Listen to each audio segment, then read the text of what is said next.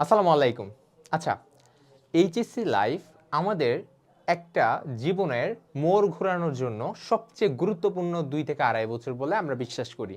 কারণ এইচএসসি লাইফের পরবর্তী অ্যাডমিশন লাইফে তুমি কই যাচ্ছ তার উপরে ডিপেন্ড করতেছে তুমি আল্টিমেটলি তোমার বাকি ৪০ বছর তুমি কিভাবে লাইফ লিড করতেছো।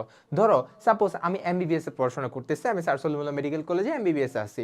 সো আলটিমেটলি আমার গোলস কিন্তু যাই হোক না কেন আমি কিন্তু ডক্টরই হব এবং আলটিমেটলি আমার লাইফটা কিন্তু ডক্টর হিসেবে লিড করা লাগবে। সো এই জিনিসটা যে ডিফাইন হয়েছে এটা কখন হয়েছে?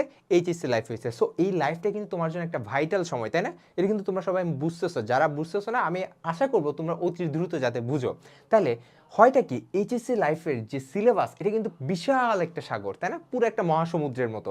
এই মহাসমুদ্রের মধ্যে আমাকে অ্যাকচুয়ালি বুঝতে হয় কোন টপিকটা আমি পড়বো, কোন টপিকটা আমি চাইলে একটু স্কিপ করতে পারবো এবং কোন টপিকটা আমার সৃজনশীলের জন্য গুরুত্বপূর্ণ, কোনটা আমার এমসিকিউর জন্য গুরুত্বপূর্ণ ফর এইচএসসি। এইচএসসিতে ভালো নাম্বার যদি আমি না পাই, এইচএসসি যদি আমার জিপিএ 5 না থাকে, তাহলে এডমিশন লাইফে গিয়ে কিন্তু আমি বিরাট একটা মারা খেয়ে যাব।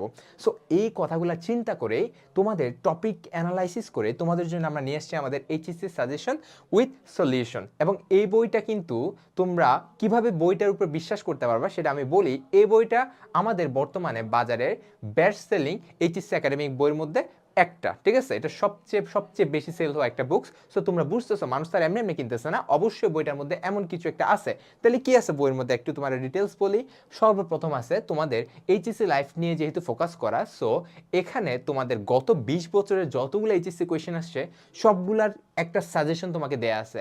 সাপোজ ধরো তুমি বোটানির একটা ধরো কোষ রসায়ন একটা চ্যাপ্টার পড়লা, ধরো কোষ রসায়ন দেয় না, তুমি অণুজীব একটা পড়লা। সো পড়ার সময় তুমি ধরো প্রথমে তো তুমি শুরু থেকে একদম শেষ পর্যন্ত পড়ে গেলা, বাট তোমাকে তো সৃজনশীল এবং এমসিকিউ তো ভালো করতে হবে। তাহলে তুমি কি করবা? তুমি ওই চ্যাপ্টারটা একবার পড়ে ফেলার পরে কি করবা? তুমি এই বইটা খুলবা, খোলার পরে ওই চ্যাপ্টারে গিয়ে তুমি দেখতে পাবা যে অ্যাকচুয়ালি আমার সৃজনশীলের জন্য কোন টপিকটা পড়া লাগবে, কোন চিত্রটা প্র্যাকটিস করা লাগবে, এমসিকিউ আমি কিভাবে পড়বো, এমসিকিউর জন্য কোন কোন টপিক গুরুত্বপূর্ণ, এবং ওখান থেকে তুমি জিনিসটা প্র্যাকটিস করে ফেলতে পারবা। তাহলে একদিকে তোমার বইও পুরোটা পড়া হয়ে গেল, পরবর্তীতে তুমি চাইলে কিন্তু কি করতে পারবা, তুমি হচ্ছে সৃজনশীল কিভাবে আনসার করবা, এমসিকিউ কোত্থেকে আসতে পারে সেটাও তুমি একটা ধারণা পেয়ে গেলে। তাহলে তোমার দুই দিকে কভার হয়ে গেল।